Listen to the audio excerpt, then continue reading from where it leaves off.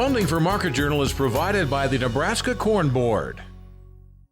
This is Jane. She thinks she's just filling her car, but she's also filling the air with cancer-causing toxic chemicals used to boost octane in gas. What doesn't burn in the engine enters the air and your lungs, even your heart and brain. Bad for everyone, especially kids. Ethanol is a natural octane booster, clean burning and non-toxic. More ethanol means less scary stuff in our gas and in the air we breathe. And that makes your choice pretty plain, Jane. American Ethanol, cleaner air for Nebraska.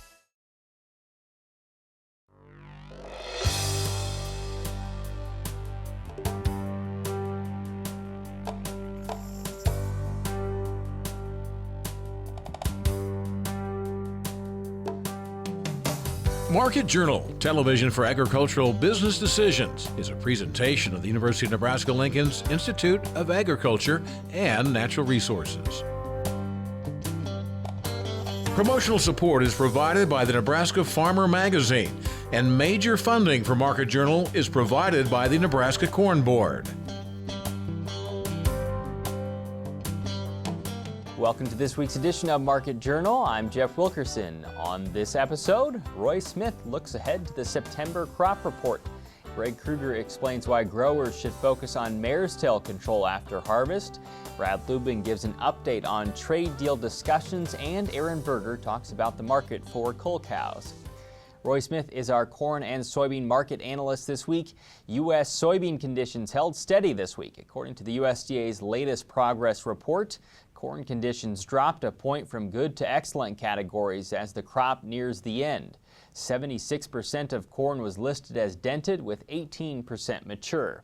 Monday could feature excitement for the market. Progress numbers will include the season's first update on the country's harvest.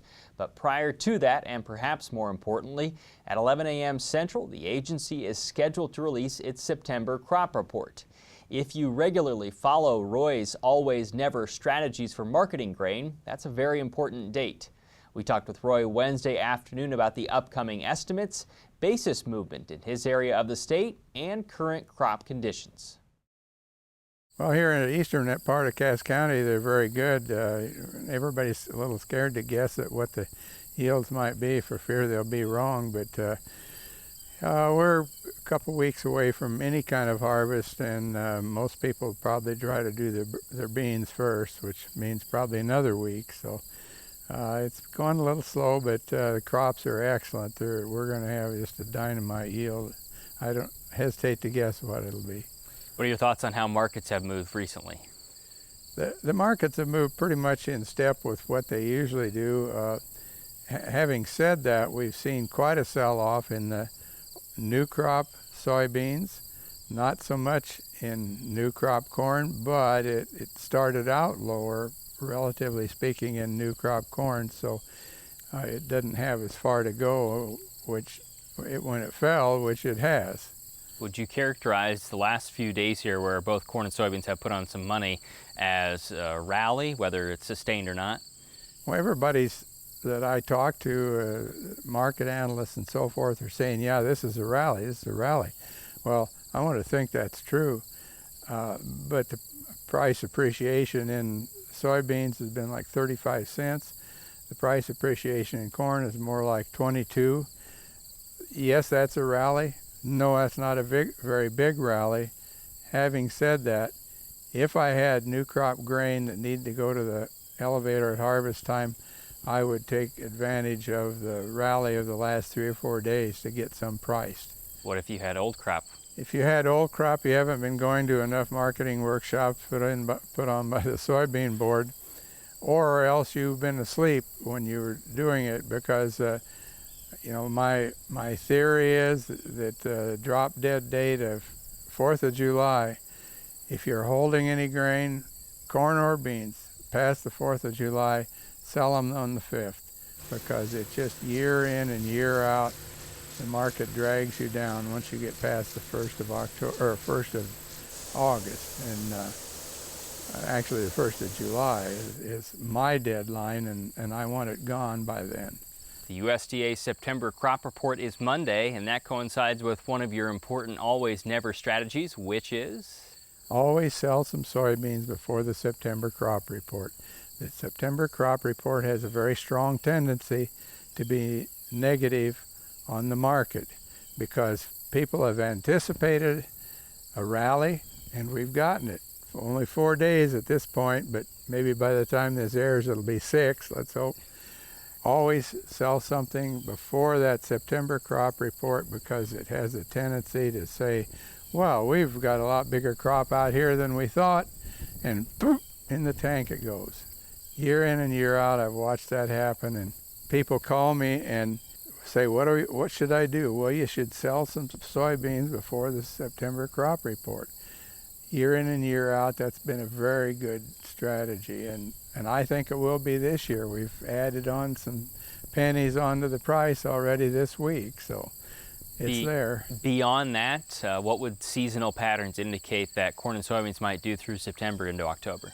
Well, once you get past the harvest low, which is very reliably around the 1st of October, then we start counting days for the dead cat bounce, and that's again a very important strategy, because personally I don't like to store beans. Not so much I mind storing them, but I don't like scooping them when the storage is over, and a lot of other farmers are that way. So we want to get those charts made up for the dead cat bounce and start counting days, watching for the harvest low. Once the market starts back up, then you start counting, look for 15 days higher than the harvest low. And again, year in and year out, that's been a very reliable strategy, one that I know a lot of the television watchers are familiar with, and who like the strategy for getting the corn or beans priced before the end of the year. And finally, what is basis like in this area?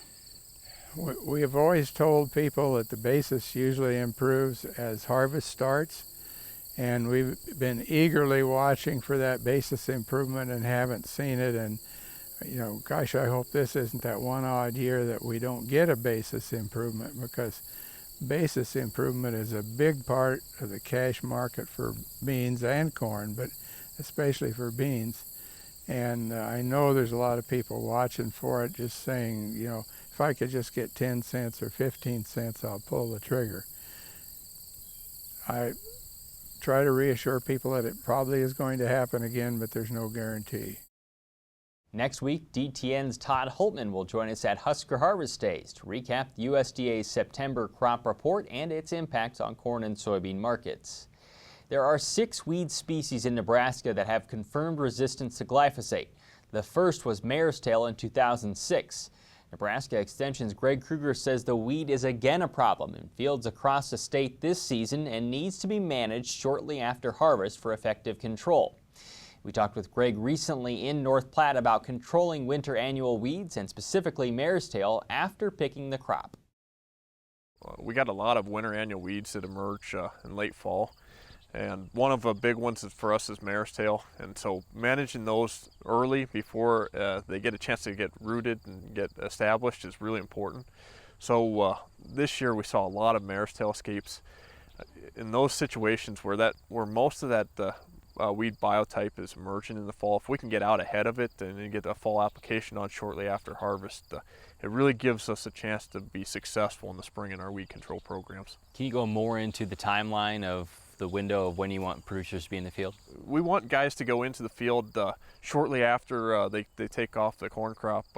That one's a big one for us because a lot of our corn fields are rotated with soybean fields, and if we can go in this corn stubble and get some sort of a residual-based program out before the Marestail starts to germinate in the late fall, it gives us a much better chance of success in that application. If we wait until the Marestail's already starting to germinate, we make the job a little bit more difficult for ourselves. Well, how difficult is it already with resistance issues in Marestail? Most of the weed biotypes, so weed populations that we see here in the state of Nebraska are glyphosate resistant, so we have that one to contend with. We haven't seen it or been able to formally document it yet, but here in Nebraska, but there are ALS resistant biotypes out there in other states. There's PPO resistant biotypes in other states, and they likely exist here as well. We just haven't formally documented that yet. So a lot of different resistances, so if we can use the tools that we have at our disposal at the proper timing, it's going to make create a situation where we're much more successful in terms of managing this particular weed species. What happens when you don't control it? You hinted at this, but why is it so important? Yeah, Marestail's an important one for us. Because it does compete with the crop. Like any weed species, it's going to reduce yields and things like that. But probably more importantly, this one produces a lot of seed, and it's wind-blown seed. So you think kind of like a dandelion seed in the summer. This is kind of similar. It's got a little pappus, or a little structure that helps it float across the wind, and so it can disseminate a long ways. So if we don't control this, and we could potentially contaminate our entire field, our neighboring fields, or even our entire county if we're not on top of this one. Any other weeds that are really important to control in the off-season? Yeah, we have a few others, but I think if we structure our weed control programs to manage Marestail, we're going to pick up those other ones. A lot of our weeds are summer annuals, so they're not going to come in until the weather starts turning nice again in the spring. So if we get a fall residual application out there, it gives us a window in the spring to try to get out there and manage those instead of trying to do things retroactively. You want to reinforce the importance of rotating your weed control programs? Yeah, so in terms of fall applications, it also gives us an opportunity to use some different herbicides than we would traditionally use in maybe late spring or in season.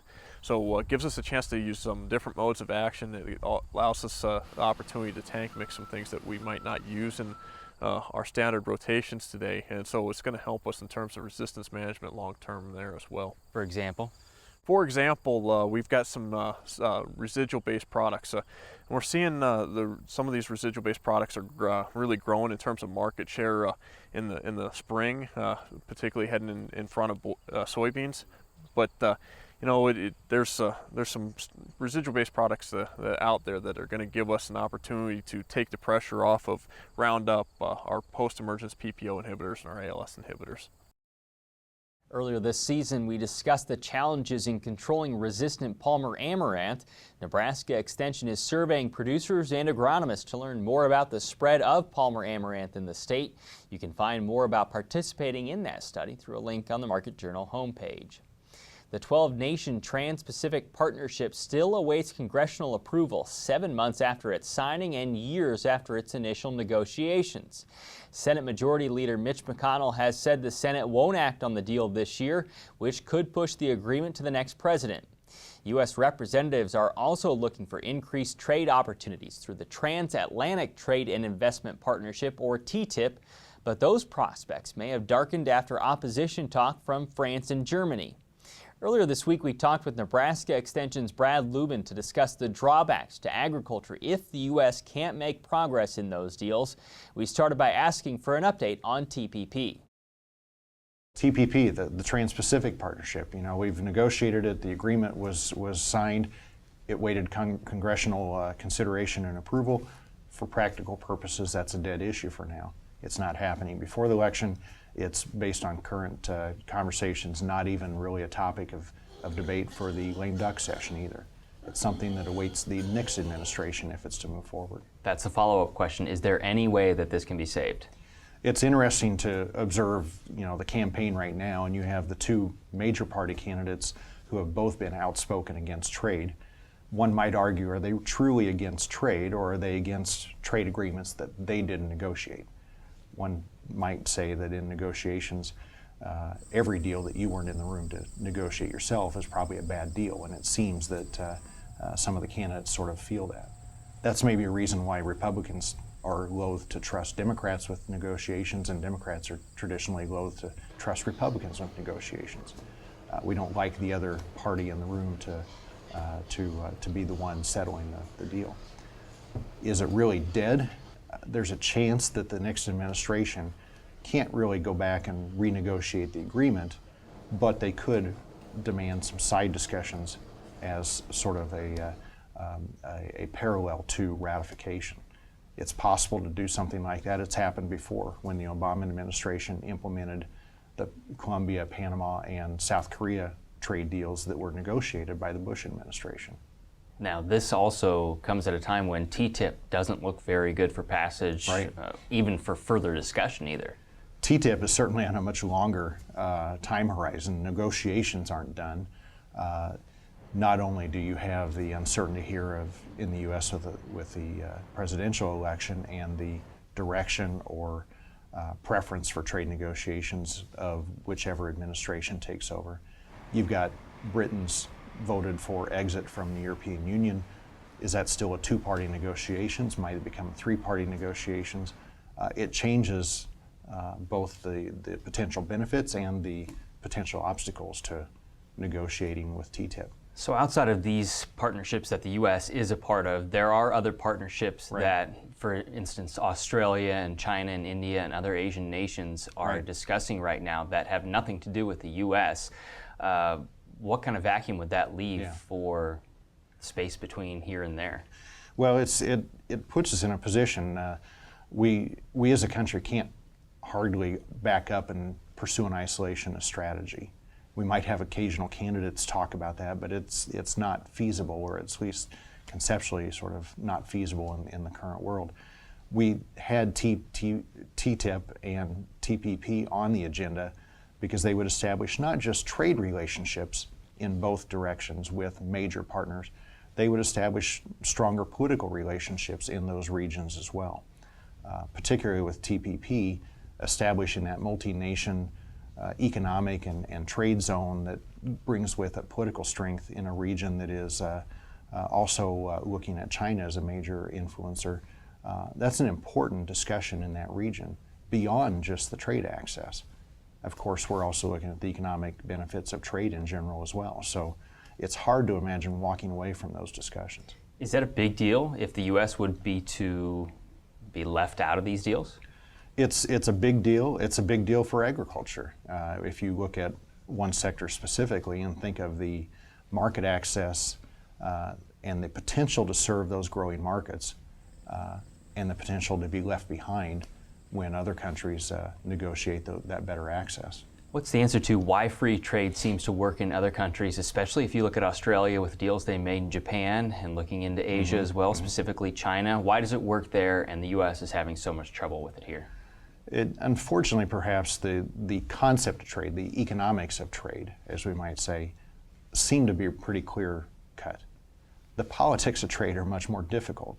The same economic analysis that tells us consumers benefit also tells us that certain groups lose. Producers of a commodity that is likely to face increased pressure from imports, those producers might have a more challenging outcome, right? They might lose some of their economic benefits or economic success under liberalized trade. Those groups also tend to be a little bit louder in the political spectrum, and thus you have varying groups about arguing about whether trade is really good or bad. Economists in general say trade is good. Certain groups have reasons to argue against it, and we've clearly politicized the process here. And you're stuck with negotiations in the middle of a presidential campaign that just further creates the political environment that we're operating in. Trade data for July released this week show U.S. beef and veal exports were 8% higher than July 2015, while pork exports were up 2%. On the crop side, U.S. corn shipments for the month were 16% higher than a year ago. Soybean exports in July, while a small chunk of the overall total, were up 148% due to much higher buying from China compared with the previous July. For the October through July timeframe, corn shipments are tracking close to the same period a year earlier.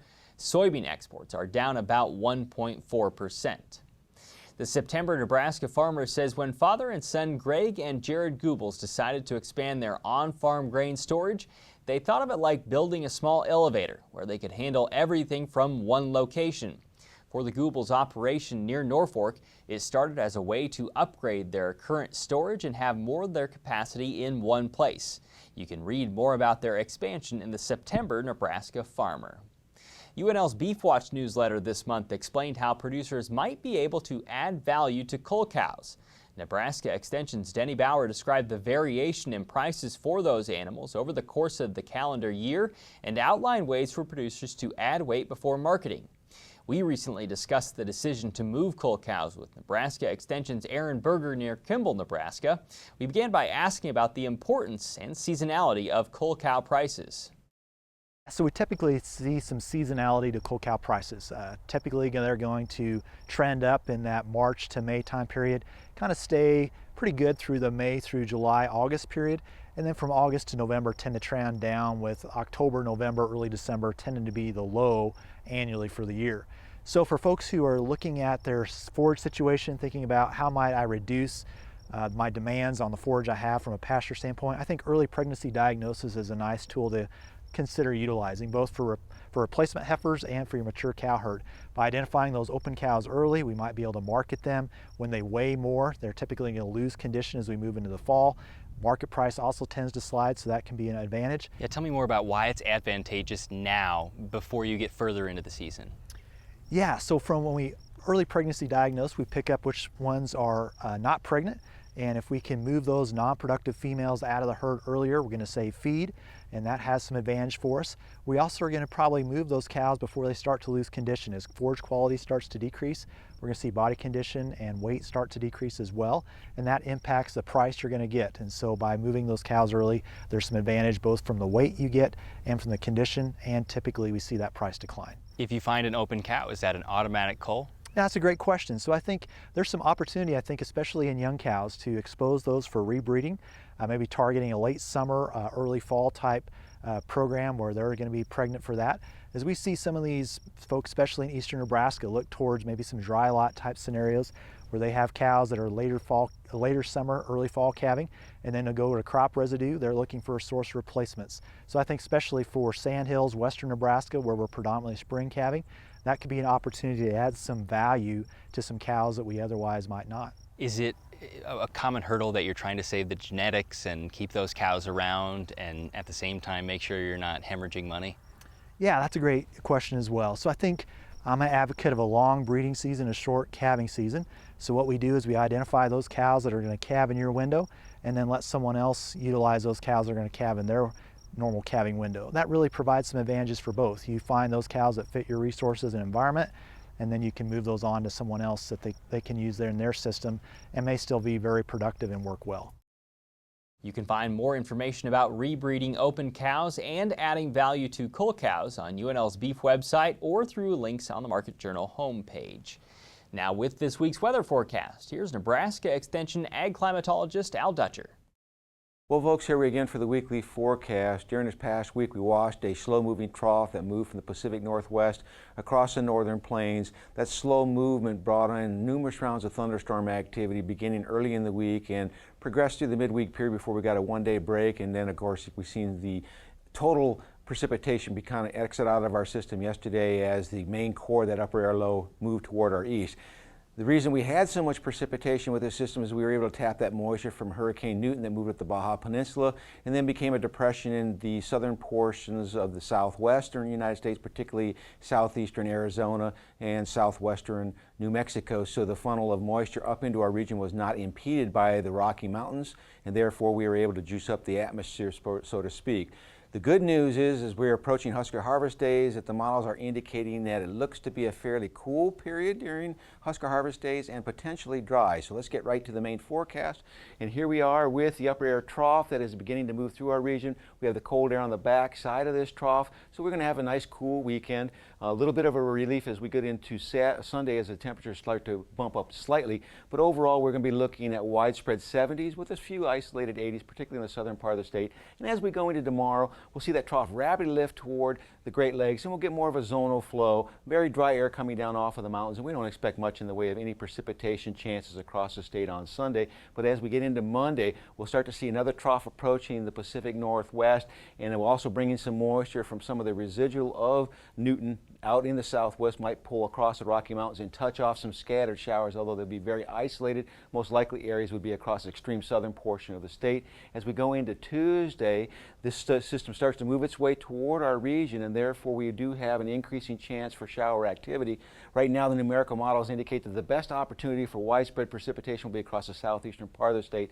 But what I'm seeing right now by the numerical models gives me pause in consideration of this precipitation. I think it might be a little bit farther to the south and the east of Nebraska. But more importantly, on Wednesday, the trough will blow through. We'll get some slight ridging, but much cooler conditions. And we actually may see some temperatures that will be hard-pressed to make it into the 70-degree range as we go into Wednesday. So it'll be a nice cool day, Husker harvest. And then as we go into Thursday, we'll start to see this trough reorganizing itself in the west and merging with a trough coming in the Pacific Northwest, and that will start to make its way into the region. We'll start to see temperatures rising slightly, but we're still looking at very dry conditions. And as we get into next Friday, here's the system starting to wind up. There is a little chance of shower activity across the High Plains region. Some of that may move into extreme southeastern Nebraska, but for the most part we expect dry conditions. More importantly, we may see some scattered thunderstorm development in the High Plains region, particularly as we get into the western one-third of the state, and we could really use some of the scattered dryness that has been persistent across the Panhandle and the Southwest may be relieved with this system, and this is expected to start moving now as we go into next weekend, and there's the potential that this could stall out and give us some pretty significant rainfall over the next couple days as we move into the Saturday, Sunday, and Monday time frame. Now, in terms of the outlook from next Saturday through the end of the month, models are continuing to indicate below normal temperatures, and they're also indicating that most of the central and northern plains will be in the prime spot for heavy precipitation. Thanks, Al. Today's interviews are available individually on the Market Journal website and through the Market Journal mobile app. They include information on corn and soybean markets, post-harvest weed control, ag trade deals, and marketing cull cows. As always, you can keep up with Market Journal during the week by following us on Instagram, Twitter, and Facebook. Next week, Todd Holtman will look at the September crop report as we report from Husker harvest days near Grand Island. Until then, thanks for watching. I'm Jeff Wilkerson. We'll see you next week.